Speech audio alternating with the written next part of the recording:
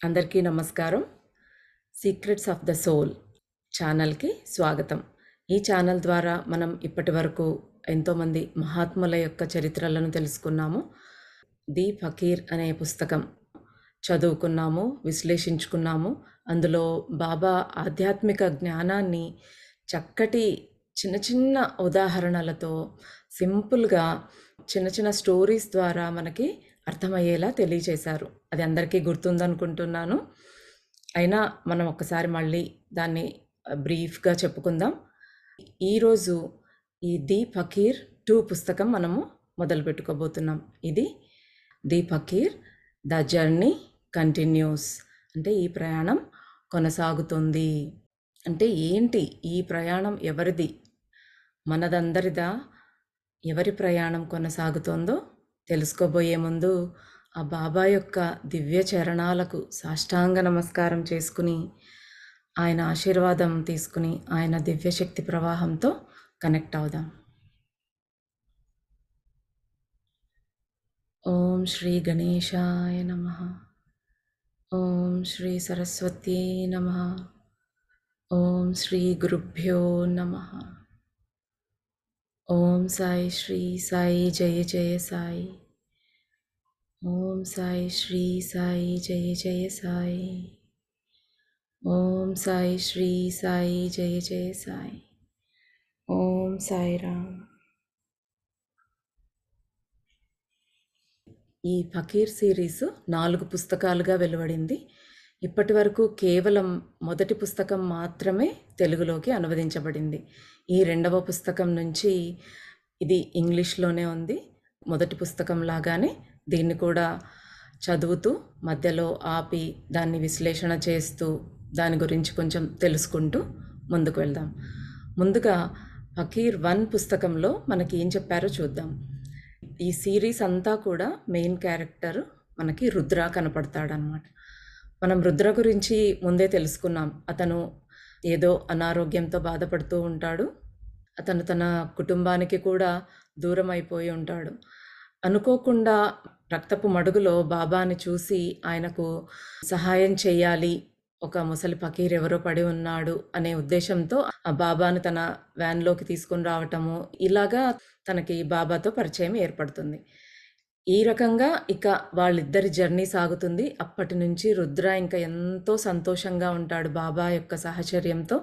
ఆయన చెప్తూ ఉన్నవి వింటూ, బాబాకు ఆయన టీ చేసిస్తూ, రుద్ర మంచిగా ఫుడ్ చేసి పెడుతూ, సూపులు అవన్నీ చేసి పెడుతూ ఇద్దరు కలిసి ప్రయాణం చేస్తూ ఉంటారు.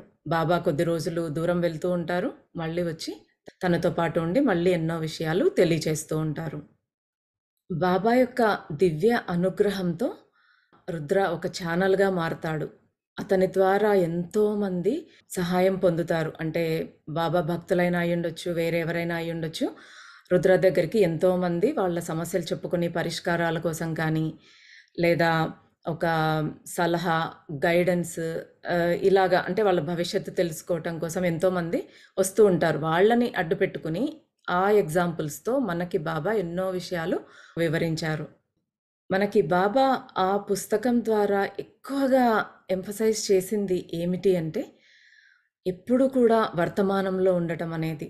మన ఆధ్యాత్మిక ప్రయాణం ముందుకు సాగాలి అంటే, మనం ఎప్పుడు వర్తమాన క్షణంలో ఉండాలి. మన యొక్క ప్రతి ఆలోచనకి కూడా ఒక వైబ్రేషన్ అనేది ఉంటుంది. కాబట్టి ఎప్పుడూ పాజిటివ్‌నెస్‌తోనే ఉండటం. తర్వాత మనకి వచ్చే ఆదాయంలో కనీసం 5% దాన ధర్మాలకు వినియోగించి మన కర్మ ప్రక్షాళన చేసుకోవచ్చు అనేది చాలాసార్లు అందరికీ సలహా బాబా అదే ఇచ్చేవాళ్ళు. చేసిన ఆ దాన ధర్మాలు కూడా అవసరంలో ఉన్న వారికి, వృద్ధులకి, అనారోగ్యంతో బాధపడే పిల్లలకి ఇలాగా వారికి ఎక్కువగా మనం సహాయపడాలి అన్నట్టుగా బాబా ఎక్కువగా స్ట్రెస్ చేసి చెప్పారు. మనకి ధ్యాన సాధన ఎలా చేయాలి? అగ్ని సాధన మనం ఒక క్రొవ్వొత్తి కానీ, ఒక దీపం కానీ వెలిగించి దానిలోకి చూస్తూ ఎలాగా సాధన చేయాలి అనేది కూడా మనకు బాబా వివరించారు. తర్వాత ఆత్మ తలాల్లో అంటే శరీరం వదిలేసిన తర్వాత మన ఆత్మ నెక్స్ట్ ఎక్కడికి వెళ్తుంది? వారి ప్రయాణం కొనసాగే ప్రక్రియ ఇదంతా కూడా మనం కొద్దిగా తెలుసుకున్నాము. చివరిగా రుద్ర ఎంతో అనారోగ్యంతో ఇక తన దగ్గర ఉన్న 3 కుక్కలకు కూడా ఆహారం అందించలేని స్థితిలో ఎంతో కష్టపడి వాటికి మాత్రం ఆహారం పెట్టి, అలా బెడ్ మీద వాలిపోతూ బాబాని తలుచుకుంటూ ఉన్నప్పుడు, బాబా ఆయన గదిలోకి వస్తారు. బాబాని చూస్తాడు రుద్ర. కానీ బాబా పాదాలు తాకి ఆహ్, కనీసం నమస్కారం చేయటానికి కూడా ఆయనలో ఆ శక్తి అనేది ఉండదు.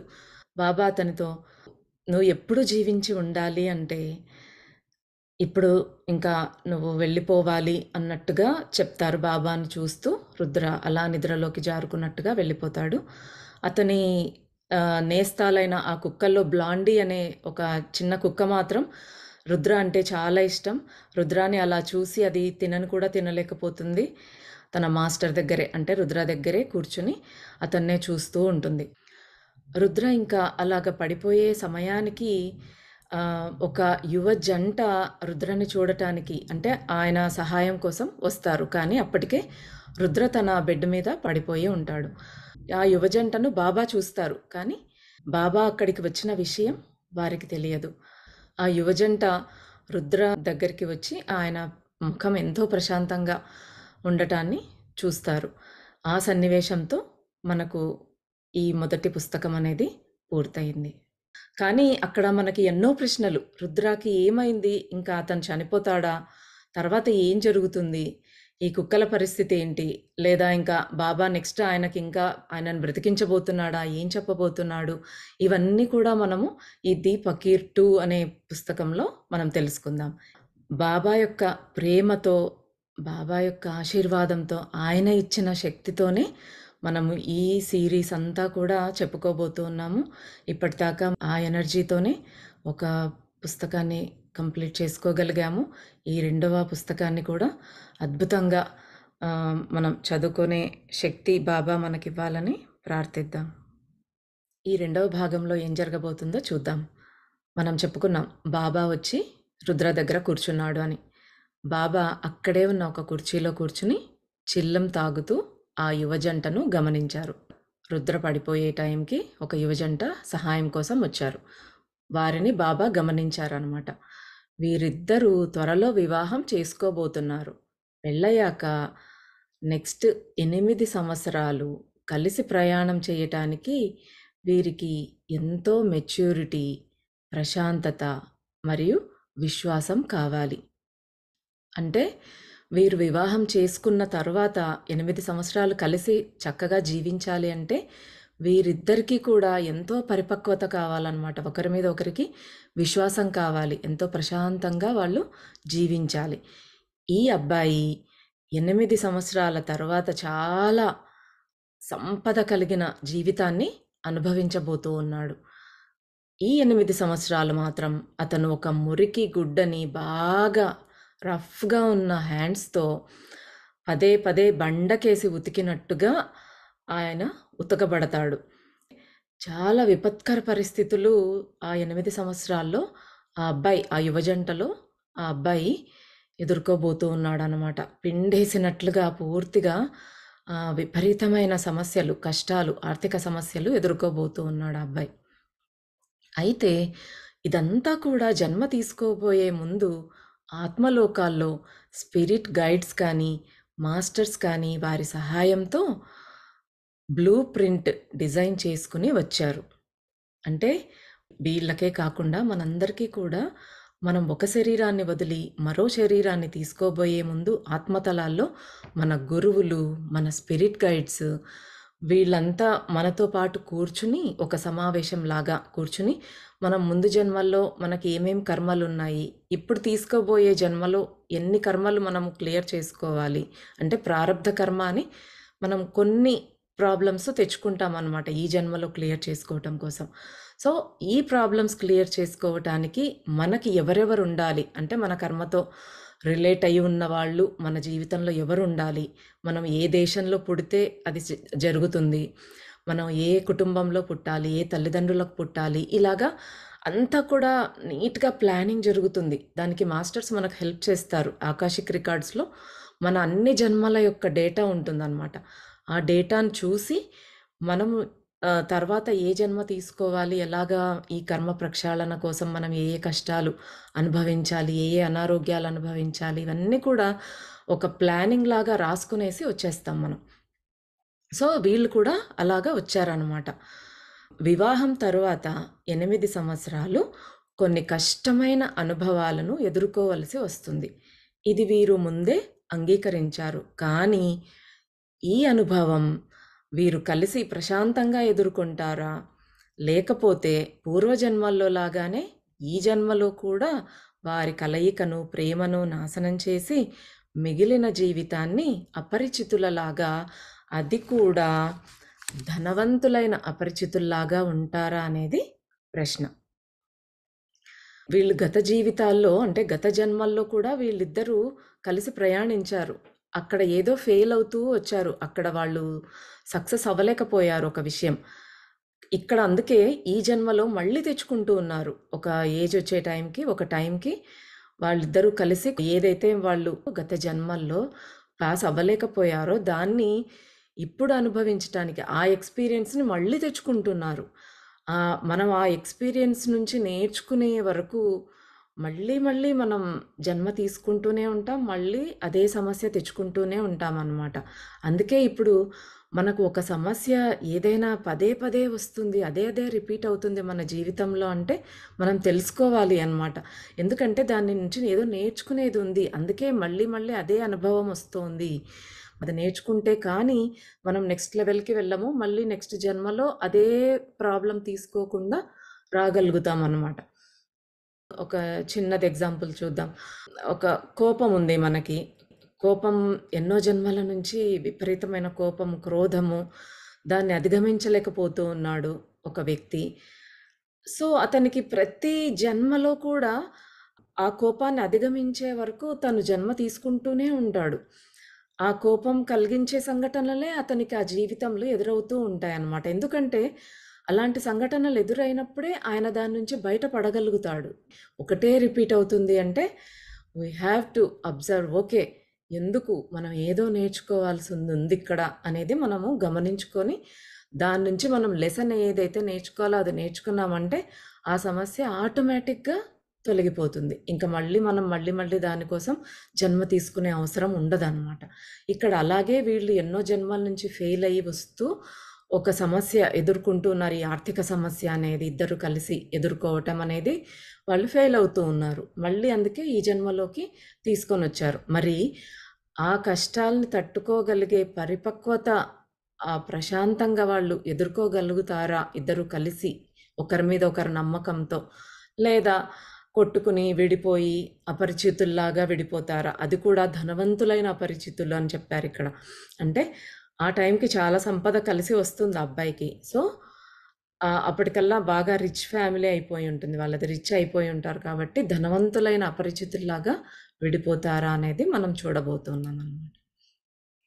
8 సంవత్సరాల తర్వాత వీరు ఎంతో సంపదను, పేరు ప్రఖ్యాతులను అనుభవించబోతున్నారు. వీరి బ్లూ ప్రింట్‌లో అది ఉంది. అంటే వీళ్ళ ప్లాన్‌లో, వీళ్ళ బ్లూ ప్రింట్‌లో అది రాసుకొని వచ్చారు వాళ్ళు.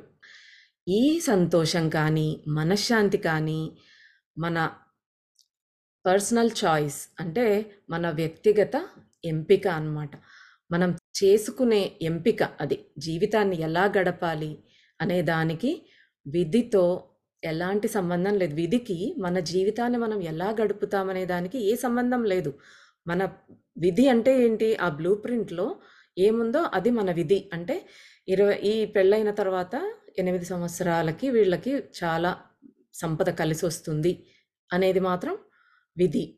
అంటే వాళ్ళ బ్లూ ప్రింట్‌లో ఉంది. కానీ ఆ సమస్యలను వాళ్ళు ఎలా ఎదుర్కొని కలిసుంటారా? విడిపోతారా? అనేది అది వీళ్ళ పర్సనల్ చాయిస్. వీళ్ళు ఎలాగ దాన్ని డిసైడ్ చేసుకుంటారు? వీళ్ళ స్వేచ్ఛాయుత ఎంపిక, వీళ్ళ ఫ్రీ విల్ అనమాట. మనకు ఒక స్వేచ్ఛ ఉంటుంది. మనకి దేవుడు జ్ఞానము, విచక్షణ, బుద్ధి ఇచ్చాడు కాబట్టి మనం ఆలోచించాలి. దాన్ని ఎలా ఎదుర్కోవాలి అనేది. అంతేకాని అక్కడ దేవుడు కానీ ఎవ్వరు కల్పించుకోరు మన కర్మ విషయంలో. ఇది అని చెప్తారు. ఇది వచ్చేదుంది. దీన్ని నువ్వు ఎలా ఎదుర్కుంటావు? దాన్ని బట్టి నీ తర్వాత జీవితం ఆధారపడి ఉంది అనేసి వాళ్ళు చెప్తారనమాట. ఒక పరిస్థితిని నేను చాలా ఆందోళనతో గానీ, క్రోధంతో గానీ అవుతున్నానా? అంటే ఎదుర్కొంటున్నానా? లేక ప్రశాంతంగా ఎదుర్కొంటున్నానా? అనేది నేను తీసుకునే చాయిస్. అంటే నా ఎంపిక. బాబా రుద్రకి ఎప్పుడు ఇలా చెప్పేవారు. ఏమని చెప్పేవారు? అబ్బాయి, ఒక వ్యక్తి జీవితాన్ని ప్రశాంతంగా జీవించాలా? లేదా అసంతృప్తితో జీవించాలా? అనేది. సంతోషంగా ఉండాలా? నిరాశతో, నిస్పృహతో ఉండాలా? శరణాగతితో ఉండాలా? లేక ఇది ఇలా ఎందుకయింది? అది అలా ఎందుకయింది? అంటూ కంప్లెయింట్ చేస్తూ, జడ్జ్ చేస్తూ ఉండాలా? అంటే మనం జీవితాన్ని హ్యాపీగా జీవించాలా? ఎప్పుడు ఉన్నా లేదన్నట్టుగా అసంతృప్తితో జీవించాలా? నిరాశతోనా? సంతోషంగానా? నిరాశతోనా? శరణాగతిలో పూర్తిగా భగవంతుడి శరణాగతిలో ఉండి హ్యాపీగా ఉండాలా? లేదా నాకెందుకు ఇలాగే జరుగుతుంది? ఇవన్నీ నాకే ఎందుకు ఇలా జరుగుతున్నాయి అనేసి వాళ్ళకెందుకు బావుంది? ఇలా కంప్లెయింట్ చేస్తూ అలా జీవించాలా? ఇదంతా కూడా మన పర్సనల్ చాయిస్ అన్నమాట. అయితే ఇలాంటి చాయిసెస్ మనము ఒక రోజులో, ఒక గంటలో, ఒక వారంలో, ఒక సంవత్సరంలో అంటే మన జీవితంలో ఎన్నో వేల లక్షల సార్లు ఇలాగ ఎంపికలనేవి చేసుకోవాల్సి వస్తుంది. మనం చేసే ప్రతి ఆలోచన, మనం చేసే ప్రతి పని కూడా మన చాయిస్. అది చెయ్యాలా? వద్దా? యెస్ ఆర్ నో అనేది మన చేతిలోనే ఉంటుంది. ఇప్పుడు జంక్ ఫుడ్ తినకూడదు, అది మంచిది కాదు అని చెప్తామనుకోండి. లేదు నేను తింటాను, నాకది చాలా ఇష్టము, చాలా బావుంటుంది టేస్టు. నాకేమైపోయినా పర్వాలేదు నేను తింటాను అనేది ఒక ఎంపిక. లేదు అది మంచిది కాదు, తినకూడదు, ఆరోగ్యానికి మంచిది కాదు అన్నప్పుడు దాన్ని తినకుండా పక్కనుండటం ఒక ఎంపిక. హెల్మెట్ పెట్టుకొని వెళ్తావా? పెట్టుకోకుండా వెళ్తావా? అనేది నీ ఎంపిక. అంటే నీ తల పగలగొట్టుకోవాలనుకుంటున్నావా? సేఫ్‌గా వెళ్ళాలి అనుకుంటున్నావా? నీ ఎంపిక. అక్కడ ఉంది ఒక ఆప్షన్ అయితే ఉంది మనకు. అలాగా ప్రతి విషయంలో మనము ఎంపికలు చేస్తూనే ఉంటాం. ప్రతి విషయంలో మన చాయిస్ అనేది మనం చూసుకుంటూనే ఉంటామనమాట. అది మన భౌతిక ప్రపంచంలో అయినా అయ్యుండొచ్చు, లేదా ఆధ్యాత్మిక ప్రపంచం. అంటే మనకిప్పుడు చెప్పినట్టుగా మన ఫిజికల్ లైఫ్‌లో చిన్న చిన్న ఎగ్జాంపుల్స్ చెప్పాను కదా! ఆ ఫిజికల్ లైఫ్‌లో అయినా అయ్యుండొచ్చు, లేదా మన ధ్యాన సాధనలో అయినా, మన ఆధ్యాత్మిక ప్రపంచంలో అయినా కూడా కొన్ని ఇలాగ చెయ్యాలి, ఇలా చేయకూడదని ఉంటాయి. కానీ మనం తెలియకనో, తెలుసో ఎంపిక చేసుకుంటూ ఉంటాం మనం. ఇప్పుడు భార్యకు భర్తతో కానీ, భర్తకు భార్యతో, బంధువులతో కానీ, పిల్లలతో అయినా, ఏ విషయమైనా కూడా మనం అది ప్రశాంతంగా హ్యాండిల్ చేస్తున్నామా? లేదా ఎప్పుడు గొడవ పడుతూ ఆందోళనతో చేస్తున్నామా? ఆ డిసిషన్ ఏదైనా గానీ, ఒక ఎంపిక అనేది ఎలా తీసుకుంటున్నాం అనేది మనం గమనించుకోవాలనమాట. ఇదంతా కూడా మన బుద్ధితో, మనం విచక్షణతో మనం చేస్తూ ఉన్నాం. ఆ ఎంపిక అనేది. దాన్నే ఫ్రీ విల్ అంటారనమాట. అంటే స్వేచ్ఛా సంకల్పం. స్వచ్ఛందంగా నిర్ణయించుకునే స్వేచ్ఛ. దాన్ని ఎవరు ఆపరు. దీనికి విధితో ఎలాంటి సంబంధము లేదు. విధి మన మార్గాన్ని, సౌకర్యాన్ని, మన సహచరులను, ఎప్పుడు ఎక్కడ ఉండాలో, ఆ గమ్యస్థానం ఏమిటో, దానిని చేరుకోవటంలో మనం సక్సెస్ అవుతామా? విఫలమవుతామా? అనేది విధి నిర్ణయిస్తుంది. ఇప్పుడు కర్నూలు నుంచి హైదరాబాద్‌కి వెళ్ళాల్సినది ఉంది మన విధిలో. అంటే రేపటికల్లా ఈరోజు మనం అనుకున్నాం, రేపటికల్లా మనం హైదరాబాద్‌లో ఉండాలి అనేసి అనుకున్నామనుకోండి. హైదరాబాద్‌లో ఉండాలి అనేది మన విధి. కానీ దానికి ఎలా వెళ్తాం? కార్‌లో వెళ్తామా? ఫ్లైట్ ఎక్కి వెళ్తామా? నడుచుకుంటూ వెళ్తామా? సైకిల్ మీద వెళ్తామా? అది మన ఇష్టం. అది మన ఎంపిక. అలాగా ఎప్పుడు ఎక్కడ జరగాలో విధి నిర్ణయిస్తుంది. ఎలా చేయాలో మాత్రం, ఎలా జరగాలో మన పర్సనల్ చాయిస్. ఇది అన్నిటికీ వర్తిస్తుంది లైఫ్‌లో. ఇది మనము మొదటి పుస్తకంలో కూడా మనం ఒక ఎగ్జాంపుల్ అక్కడ మనకు చూపించారు బాబా. ఒక వ్యక్తి తన కొడుకు ట్రైన్‌లోంచి పడి చనిపోయాడు అనేసి వస్తాడు. అంటే అలాగా పడిపోయాడు, దానికి నేనే కారణము, ట్రైన్‌లోంచి పడిపోయాడు అని. అక్కడ మనకి బాబా చెప్పిస్తారు రుద్ర ద్వారా. అతను ట్రైన్‌లో వెళ్ళినా, కార్‌లో వెళ్ళినా, ఎలా వెళ్ళినా అతను చనిపోయేది రాసిపెట్టి ఉంది ఆ రోజు ఆ అబ్బాయి. కాబట్టి అతను ఎలా అయినా చనిపోతాడు. ట్రైన్‌లో వెళ్లారు, చనిపోయాడు ఆ అబ్బాయి. అలాగా ఆ ఎంపిక అనేది దీన్ని మనం మలుచుకుంటామా, మార్చుకుంటామా, లేదా దానిలో ఇరుక్కుంటామా అనేది అది కూడా మన చాయిస్.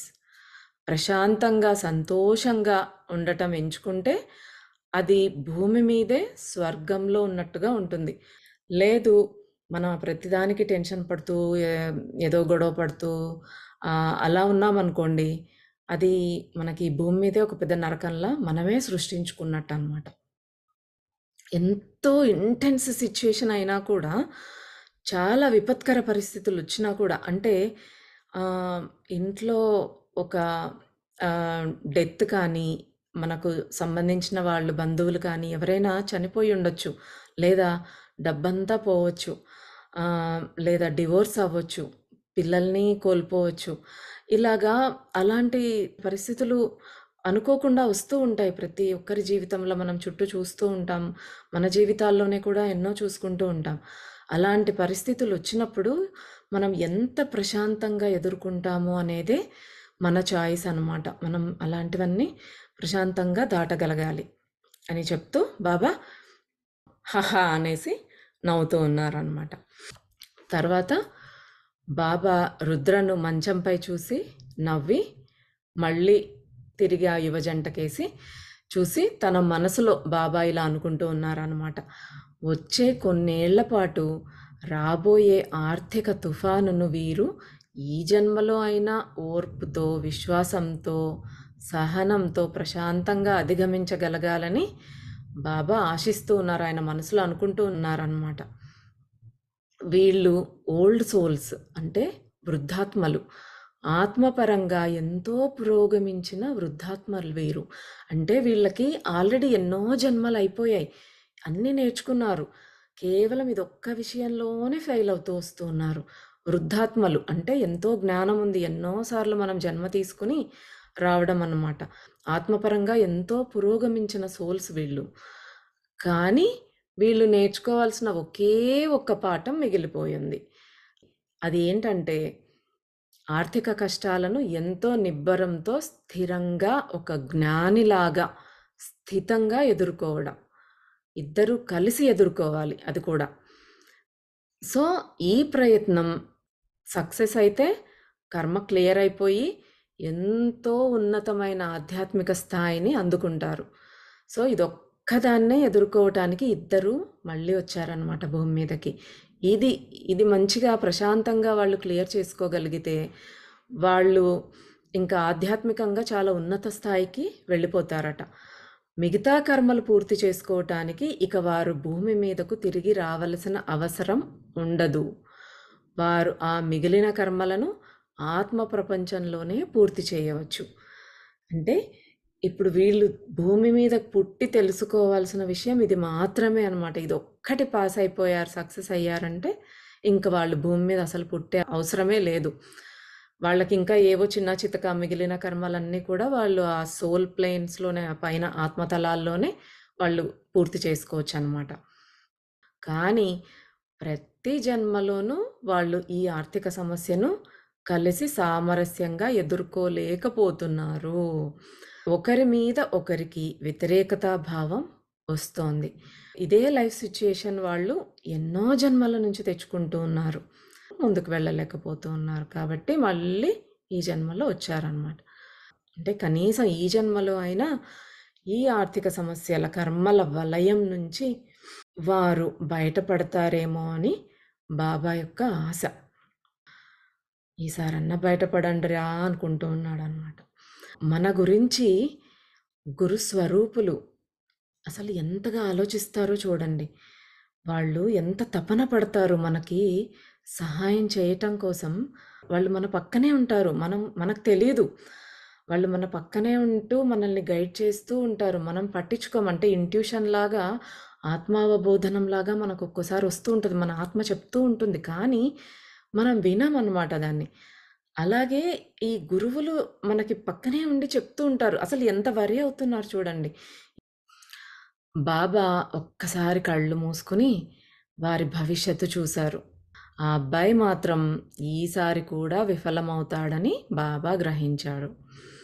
కానీ ఆ అమ్మాయి మాత్రం దైవధ్యానం, ప్రార్థన వంటి వాటి ద్వారా ఆధ్యాత్మికంగా ముందుకు సాగే అవకాశం ఉంది.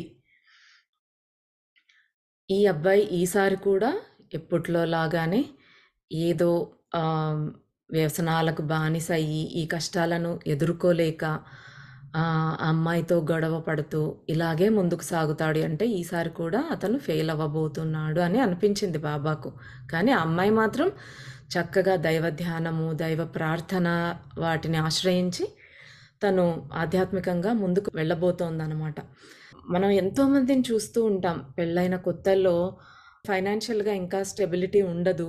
కానీ పక్కన వాళ్ళు ఫ్రెండ్స్ అవి ఇవి కొంటూ ఉంటారు. మనకు కావాలి అని అనుకుంటారు. కానీ ఆర్థికంగా ఇంకా అంత స్థితిలో ఉండరు. కానీ దాన్ని యాక్సెప్ట్ చేయలేరు. మనకు కావాలి అని ఎన్నో ఇబ్బందుల్లో ఇరుక్కుపోతూ ఉంటారనమాట. తర్వాత ఇంకా ఒకరి మీద ఒకరు ఫైటింగ్. ఇది నీ వల్లే, ఇది నీ వల్లే అంటూ ఒకరి మీద ఒకరు ఫైటింగ్. ఇలా ఎన్నో చూస్తుంటాం మనం సంఘంలో మన చుట్టూ. ఇలాంటి సిట్యుయేషన్స్ అన్నీ కూడా వాళ్ళందరూ కూడా ఇది చూసి తెలుసుకోవాలి. ఓకే. మనం ఇలా ప్లాన్ చేసుకున్నాము. ఇక్కడ మనం ప్రశాంతంగా డీల్ చేసుకుంటే మనం ముందుకు వెళ్తాము అనేది వాళ్ళు రియలైజ్ కావాలి అన్నమాట. సో, ఈ పుస్తకం వింటున్న వాళ్ళు కూడా మీరెవరినైనా అలా చూసినట్టయితే మీరలాగా వాళ్ళకి సజెస్ట్ చేయొచ్చు. మనం ఇలాగ ప్లాన్ చేసుకొనొస్తాము. మన ఎంపిక ద్వారానే మనం దీన్ని ఎలా ఎదుర్కొంటామో దాని ద్వారానే మనం ముందుకు వెళ్తాం. మన ఆధ్యాత్మిక ప్రగతి అనేది ఉంటుంది. ఇలాగ కొట్టుకోవద్దండి. ఇదంతా కూడా ఒక మాయ అంతే అనేది వాళ్ళకు మీరు చెప్పగలగాలనమాట. మనకి మీరు అంటే మీరు కాదు. మన అంతా కూడా. బాబా అందుకే మనకి ఇవన్నీ విషయాలు బోధిస్తూ ఉన్నారనమాట. ఆ అమ్మాయికి ఆధ్యాత్మిక ప్రగతితో తను ముందుకు సాగిపోయే అవకాశం ఉన్నా కూడా, అలా వెళ్ళకుండా తన సోల్ గ్రూప్‌లోని అంటే తన ఆత్మ సమూహంలోని ఈ వ్యక్తి కోసం ఆమె అనేక జన్మల నుంచి వస్తూనే ఉంది. ఆత్మ సమూహం అంటే మనం జన్మ తీసుకోబోయే ముందు కూడా మనకి ఫ్రెండ్స్‌లాగా కొంతమంది మన ఆత్మ సమూహంలో ఉంటారు. ఈవెన్ ఇక్కడ కూడా మనం చూస్తూ ఉంటాం కొంతమందిని. ఒక గ్రూప్‌గా ఒక గ్రూప్ ఆఫ్ ఫ్రెండ్స్ ఉంటారు. ఒకరు వెనక పడిపోయారనుకోండి. ఇప్పుడు చదువుల్లో ఒకరు వెనక పడిపోయారు. వాళ్ళని కాస్త ముందుకు తేవటానికి ఇంకొక ఫ్రెండ్ మంచిగా సహాయం చేస్తూ ఉండొచ్చు. ట్రై చేస్తూ ఉండొచ్చు. ఎలా అయినా వాడు కూడా పాస్ అవ్వాలి ఈసారి ఎగ్జాము అని వాళ్ళకి హెల్ప్ చేయటం.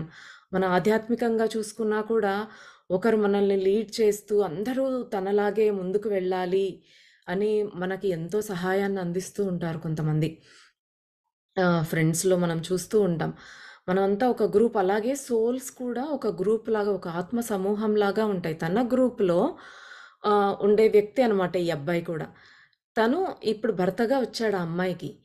ఆ అబ్బాయి వెనక పడిపోతూ ఉన్నాడని, అతన్ని ముందుకు లాగటానికని, అతని కోసం ఈమె కూడా ప్రతి జన్మలో అతని కోసం జన్మ తీసుకుంటూ వస్తోంది. అదే చెప్తూ ఉన్నారనమాట. అనేక జన్మల నుంచి ఆమె వస్తూనే ఉంది ఈ అబ్బాయి కోసం. అనేక గత జన్మలలో ఆమె అతనికి తల్లిగా, సోదరిగా, స్నేహితురాలిగా, గురువుగా, భార్యగా, అన్నగా ఇలా అన్ని రకాలుగా వచ్చింది. ఇన్ని జన్మలు అయిపోయాయి వీళ్ళకి అన్నాం కదా! అన్ని జన్మల్లోనూ భార్యాభర్తలుగానే కాదు. అంటే ఆ అబ్బాయికి అన్నగా వచ్చింది, గురువుగా వచ్చింది, స్నేహితురాలిగా, భార్యగా, ఎన్నో రకాలుగా తల్లిగా వచ్చింది. అన్ని రకాలుగా ఆమె హెల్ప్ చేస్తూనే ఉంది. కానీ ఈ అబ్బాయి ముందుకు రావటం లేదనమాట. ఈ జన్మలో భార్యగా వచ్చింది. ఇంకా ఇద్దరు కలిసి ఇంకా ఎక్కువగా కలిసి ఎదుర్కొని దానికి చాయిస్ ఎక్కువగా ఉంటుంది కాబట్టి, మళ్ళీ తను భార్యగా వచ్చిందనమాట. ఆమె ఈ అబ్బాయి కంటే కూడా చాలా అడ్వాన్స్డ్ సోల్. అంటే ఎన్నో ఇంకా ఎక్కువ జన్మలు తీసుకొని ఆల్రెడీ జ్ఞానం సంపాదించేసి అడ్వాన్స్డ్ స్టేజ్‌లో ఉన్న ఆత్మ అనమాట ఆమె. ఇతను ఆమె కంటే పోలిస్తే యంగర్ సోల్. కానీ ఇతని కోసం ఆమె మళ్ళీ మళ్ళీ భూమి మీదకి వస్తూనే ఉంది. అది వాళ్ళ చాయిస్. వాళ్ళు వచ్చి ఒకరికి హెల్ప్ చేయాలి అనుకున్నప్పుడు వాళ్ళలాగా వస్తూ ఉంటారనమాట. అదే చెప్పాం కదా! ఫ్రీ విల్ అని. అది ఇక్కడైనా ఆత్మతలాల్లో కూడా ఆ ఫ్రీ విల్ అనేది వర్క్ అవుతుందనమాట. ఈమె ఇప్పుడు తన ప్రార్థనల ద్వారా ప్రశాంతతతో ఆర్థిక ఇబ్బంది వచ్చిన సమయంలో వారు విడిపోవడాన్ని అధిగమించడంలో ఆ అబ్బాయికి సహాయపడగలదా? లేదా? అనేది ఆ స్వర్గానికి కూడా సమాధానం చెప్పడం కష్టమే. అంటే మరి ఆ అబ్బాయి విఫలమవుతాడేమో అనిపించింది బాబాకి. కానీ ఈమె అడ్వాన్స్‌డ్ సోల్ కాబట్టి ముందుకు వెళ్తుంది. మరి ఈమె ధ్యానం కానీ, ఈమె ప్రార్థన మరి వీళ్ళ ప్రయాణానికి హెల్ప్ చేస్తుందా? ఎవ్వరికీ తెలీదు. ఈవెన్ ఆ స్వర్గానికి తెలీదు, బాబాకి తెలీదు, ఆ మాస్టర్స్‌కి, ఆ భగవంతుడికి కూడా తెలీదు. ఎందుకంటే అది ఫ్రీ విల్. ఆ టైంలో ఆ సిట్యుయేషన్ వచ్చినప్పుడు వాళ్ళు ఎలాగ రెస్పాండ్ అవుతారు, దాన్ని ఎలాగా హ్యాండిల్ చేస్తారు అనే దాన్ని బట్టే వీళ్ళ ఫ్యూచర్ అనేది ఆధారపడి ఉందన్నమాట. మన డెస్టినీలో ఇది ఉన్నా కూడా వాళ్ళు ముందుకు వెళ్ళాలి, ఈ కష్టాలు ఎదుర్కొంటారనేది, కానీ ఎలా ఎదుర్కొంటారనేది ఎవరికీ తెలీదు. ఆ విధికి కూడా తెలీదు. అయ్యేదాకా ఎదురు చూడాల్సిందే. అంటే ఒక మూవీ తీశారు, ఇంకా రిలీజ్ అయ్యేదాకా చూడాలి. అది ఎలా ఉంది అనేది మనకు తెలీదు. ఎంత అద్భుతం గదా! మన ఫ్యూచర్‌ని మనం చేంజ్ చేసుకోగలిగే ఇది ఉంది. మన బ్లూ ప్రింట్ ఇది ఉంది. కానీ మన ఫ్రీ విల్‌తో దాన్ని మార్చుకోవచ్చనమాట. నచ్చినట్టుగా బ్రహ్మ నీ తలరాతను రాస్తాడు. కానీ మనకు నచ్చినట్టుగా మనమే మార్చుకోవాలి అని మనం ఒక సాంగ్‌లో వింటాం చూడండి. బాబా ఆ అబ్బాయిని చూసి నిట్టూర్చారు. అబ్బాయి, ఇంక ఎన్ని జన్మలు నాయనా ఈ ఆత్మని నువ్వు ముందుకు సాగకుండా ఆపుతూనే ఉంటావా? వ్యక్తి యొక్క ఫ్రీ విల్ ద్వారా చేసే కర్మను కానీ, దాని తర్వాత వచ్చే పరిణామాలు, పర్యవసానాలు కానీ, ఏ దేవుడు కూడా స్వయంగా జోక్యం చేసుకోడు. అది ఒక ప్రాచీన నియమం. ఒక ఏన్షియంట్ లా. ఇప్పుడు మనకు ఒక స్టేట్‌కి, ఒక కంట్రీకి ఎలాగైతే రూల్స్ ఉంటాయో, మన కాన్స్టిట్యూషన్, రాజ్యాంగాలు ఎలా రాసిపెట్టి ఇలాగే దీని ప్రకారం వెళ్ళాలని మనకి ఎలాగైతే మనం రూల్స్ పెట్టుకున్నామో లాస్, అలాగే ఆ మాస్టర్స్, ఆ భగవంతుడికి కూడా కొన్ని నియమాలనేవి ఉంటాయి. అన్నిట్లో జోక్యం చేసుకోరు వాళ్ళు. మనము మహాభారతంలో చూస్తూ ఉంటాం. ధర్మరాజు జూదంకి వెళ్ళటము, ఓడిపోవటము, మళ్ళీ అడవుల పాలవ్వటం. కృష్ణుడు పక్కనే ఉంటాడు. మరి కృష్ణుడు ఎందుకు ఏం చేయలేదు అని చాలామంది అడుగుతూ ఉంటారు. ఎందుకు అంటే ఇక్కడ ఫ్రీ విల్. ఆ ధర్మరాజు అక్కడ ఆయన నిర్ణయించుకున్నాడు. ఆయన సలహా అడగలేదు కృష్ణుడిని. కృష్ణుడిని అడుగుంటే ఆయన గైడ్ చేసేవాడేమో. ధర్మరాజు తనంతట తానే నిర్ణయం తీసుకున్నాడు. ఫ్రీ విల్ అక్కడ. ఆయన నిర్ణయం తీసుకున్నాడు కాబట్టి కృష్ణుడు పక్కనే ఉన్నా చూస్తూ ఉన్నాడు. ఆయన ఏమీ చేయలేకపోయాడు. ఆయన ఎవ్వరి కర్మల్లో భగవంతుడు వేలు పెట్టాడు. అదే అన్నమాట. వ్యక్తి తన ఆత్మను నరకపు అట్టడుగు వరకు పడిపోనిస్తూ ఉంటాడు. మనము ఉన్నతంగా ఎదగాలనేసే వచ్చాం, జన్మ తీసుకున్నాం. ముందు జన్మలలో ఏదో నేర్చుకోలేకపోయాము, ఈ జన్మలోనా తెలుసుకోవాలి, నేర్చుకోవాలనేసి వస్తాం ఆధ్యాత్మికంగా ఎదగాలి అని. కానీ మనం నేర్చుకోకుండా ఇప్పుడు మన బుద్ధితో మనం తప్పుడు నిర్ణయాలు తీసుకుని, లేదా తప్పుడు మార్గంలో వెళ్తూ, మన ఫ్రీ విల్‌ని మిస్‌యూజ్ చేస్తూ, మనం ఇంకా మన సోల్ ముందుకు వెళ్ళకుండా అట్టడుగుకు పడిపోయేలాగా చేస్తూ ఉన్నాం మనము. ఏదో ఒక అలవాట్లకు బానిస అవ్వడము, ఎంత సాధించాలని వచ్చిన ఆత్మ కూడా ఇక్కడ ప్రలోభాలకి లోనయ్యి ఏదో ఒక తప్పు మార్గంలోకి ప్రయాణించడము, తప్పుడు చాయిసెస్ తీసుకోవటము, మనకు మనమే మన ఆత్మని అధపాతాళానికి తొక్కేసుకుంటున్నాం. కానీ మనం ఒక మంచి డెసిషన్ తీసుకుని, దాన్ని ప్రశాంతంగా వచ్చిన ఒక విపత్కర పరిస్థితిని భయం లేకుండా, ఆందోళన చెందకుండా, మనం ఒక మంచి పరిపక్వతతో ఎదుర్కొంటూ, మంచి నిర్ణయాలు తీసుకుని, మన ఆధ్యాత్మిక స్థాయి పెంచుకుంటూ ఇలా వెళ్తూ ఉన్నప్పుడు, ఆ స్వర్గాలు, ఆ దేవుడు కూడా మాస్టర్స్ అందరూ కూడా ఎంతో సంతోషిస్తారట. ఓహ్! మన వైపు వస్తూ ఉన్నాడు అంటే, మన ఆత్మ మన ఏంటి ఆ పరమాత్మ నుంచి వచ్చిన ఒక శకలాలం, మనం జీవాత్మలో ఒక పీసెస్ మనం వచ్చాం పరమాత్మలో నుంచి. మనం ఎక్కడి నుంచైతే వచ్చామో మళ్ళీ అక్కడికే చేరుకోవాలి కదా! ఆ పరమాత్మను చేరడానికే కదా ఇప్పుడు మన ప్రయత్నాలన్నీ. ఆ చేరే ప్రయత్నంలోనే మళ్ళీ మళ్ళీ తప్పులు చేస్తూ, మళ్ళీ మళ్ళీ ఇక్కడే పడి, ఇక్కడే భూమి మీద పుడుతూనే ఎన్ని వందల వేల సార్లు ఇక్కడే పడి కొట్టుకుంటూ ఉన్నామనమాట. మన ఎయిమ్ ఏంటి? మన గోల్ ఏంటి? మనం వెళ్ళి పరమాత్మలో లీనమవ్వాలి. మాంసాహారం మానేయాలి అనుకోవడం, ఒక జీవిని బ్రతికించే హక్కు లేదు చంపిన తర్వాత. అలాంటప్పుడు చంపే హక్కు ఎక్కడుంది మనకు అని నాన్ వెజ్ మానేసేయడం కానీ, జూదము అలాంటి వాటిల్లో డబ్బులు తగిలేయకుండా, తాగుడుకి బానిస అవ్వకుండా, మోసం చేసి బ్రతకాలి అని కాకుండా, అధర్మంలో ఉండాలి అనేవి కాకుండా, మంచిగా మనం ధర్మ మార్గంలో ఉంటూ, అన్నీ నేర్చుకుంటూ, మనం సన్మార్గంలో ఉన్నప్పుడు ఆ భగవంతుడు, ఆ మాస్టర్ బాబా మన వైపు ఒక అడుగేశాడు వీడు అన్నట్టుగా వాళ్ళెంతో సంతోషిస్తారట. మనం వచ్చే జన్మలన్నీ అవే కదా! కామ, క్రోధ, లోభ, మోహ, మదమాత్సర్యాలని ఏదో ఒక దానికి లోనైపోయి కొట్టుకుంటూ ఉంటాం మనం. మనం ఒకరిని చూసి ఈర్ష్య పడుతున్నామా? లేదా కోపంగా ఉన్నామా? మోహమా? పిచ్చా? మనకి ఫ్యామిలీ అన్నా కానీ, ఏదన్నా ఒక కార్ అన్నా, ఒక వస్తువు మీద విపరీతమైన మోహం, లేదా బాగా డబ్బుంది అని మదమా, పొగరు, అహంకారం ఇలాంటివన్నీ ఏదో ఒక క్వాలిటీ మనలో ఉంటుంది. వాటిని అధిగమించడం కోసమే మనం జన్మ తీసుకున్నాం కదా! కాబట్టి వాటిని అధిగమిస్తూ ఒక్కొక్క స్టెప్ ముందుకు వెళుతూ ఉంటే వాళ్ళు ఇంకా ఎంతో హర్షిస్తారనమాట మాస్టర్స్.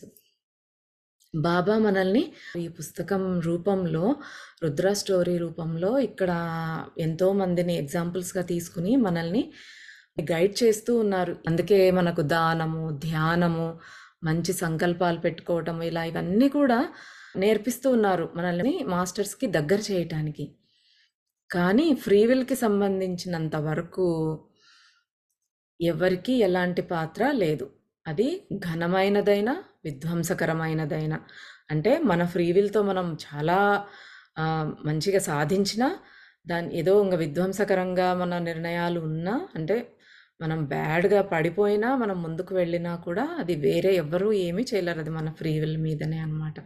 సాధనా మార్గంలో మనం మంచిగా ఉంటూ, మన అలవాట్లకు బానిస కాకుండా మనం ముందుకు వెళ్ళాలి.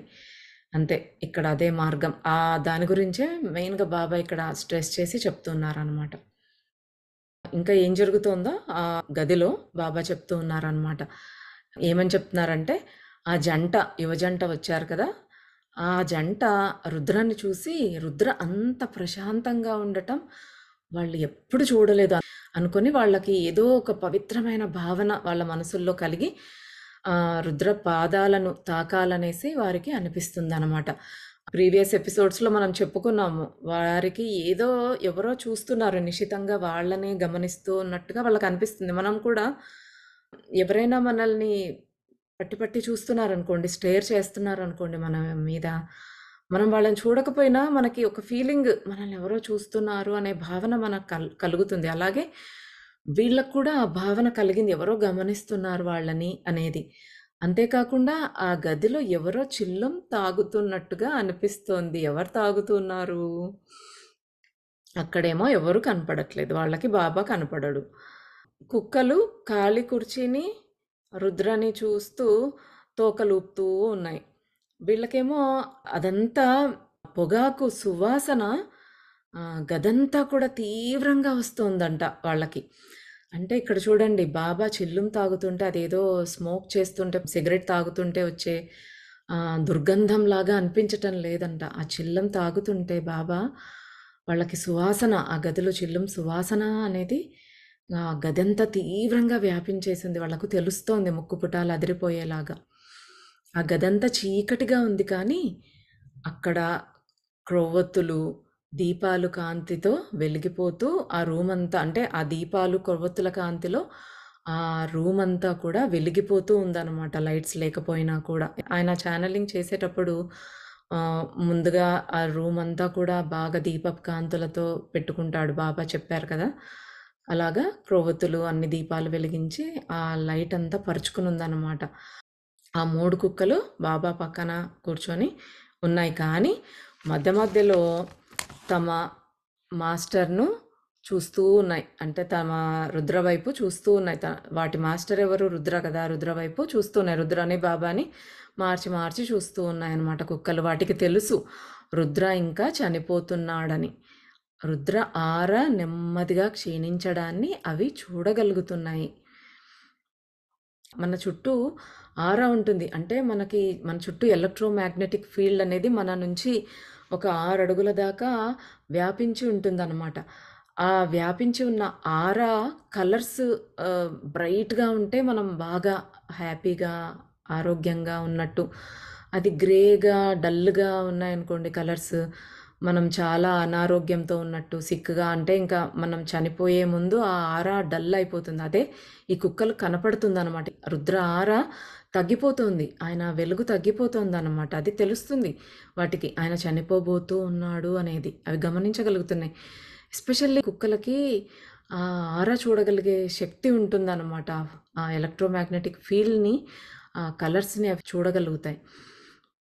కానీ అవి అంతగా కలవరపడట్లేదు. ఎందుకని? అదే మనమైతే అమ్మో! ఏమైపోతుందో, ఏమైపోతుందో, ఏమైపోతుందో అని ఇంకా వరీ అయిపోతూ ఉంటాం. కానీ అవి కలవరపడట్లేదు. ఎందుకంటే వాటికంత విశ్వాసం. ముసలాయన ఉన్నాడు కదా! మన ముసలాయన పక్కన మన బాబా గారు ఉన్నారు కదా! అక్కడ చిల్లుం తాగుతూ కూర్చున్నారు కదా! హ్యాపీగా.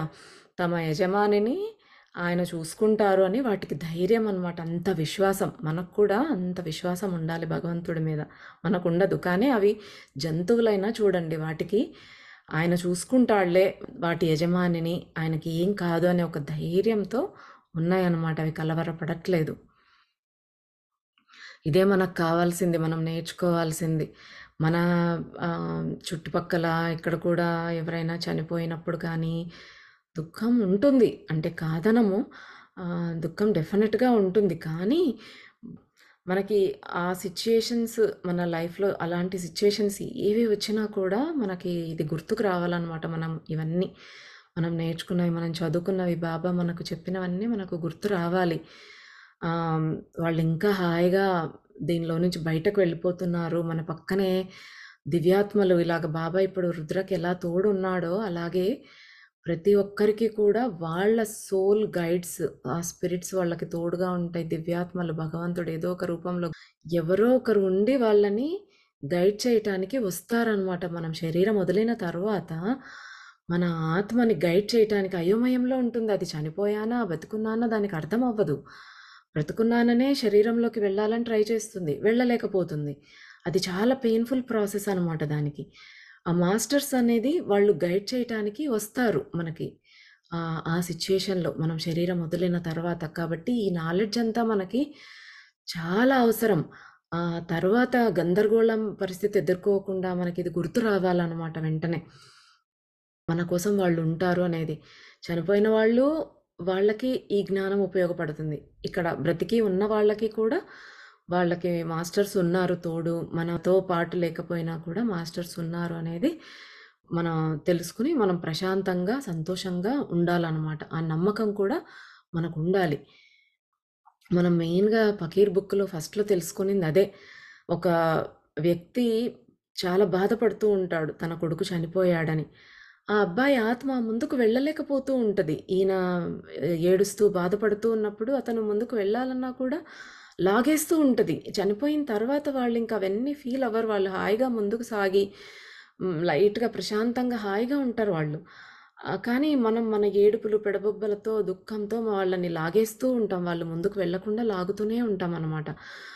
'ఫకీర్' బుక్‌లో మనకు చాలా క్లియర్‌గా చెప్పారు ఆ విషయం గురించి. మనం అవన్నీ కూడా మళ్ళొకసారి రివైజ్ చేసుకోవాలి. ఇక్కడ మనం గుర్తుపెట్టుకోవాలనే ఇవన్నీ విషయాలు హైలైట్ చేస్తూ ఉన్నారు బాబా.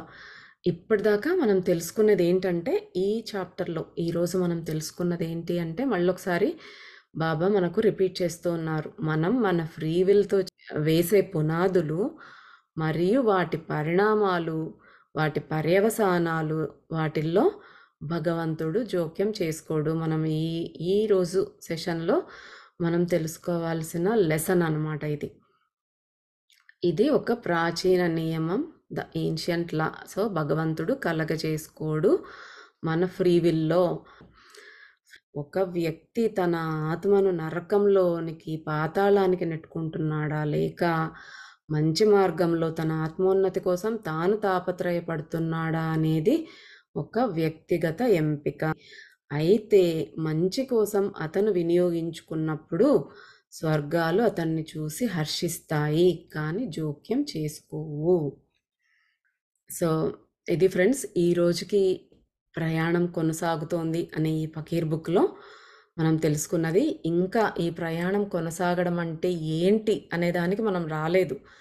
ఆ విషయాలన్నీ కూడా మనం వచ్చే గురువారం తెలుసుకుందాం.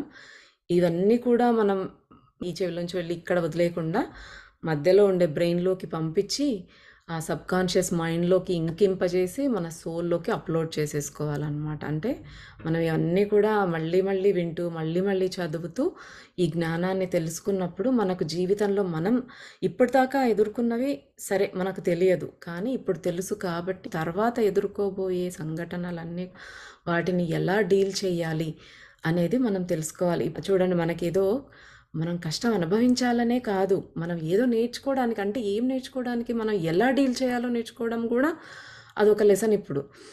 బాబా మరి రుద్రని బ్రతికిస్తున్నారా? రుద్ర పరిస్థితి ఏంటి? ఇవన్నీ కూడా మనం వచ్చే గురువారం మన నెక్స్ట్ ఎపిసోడ్‌లో తెలుసుకుందాం.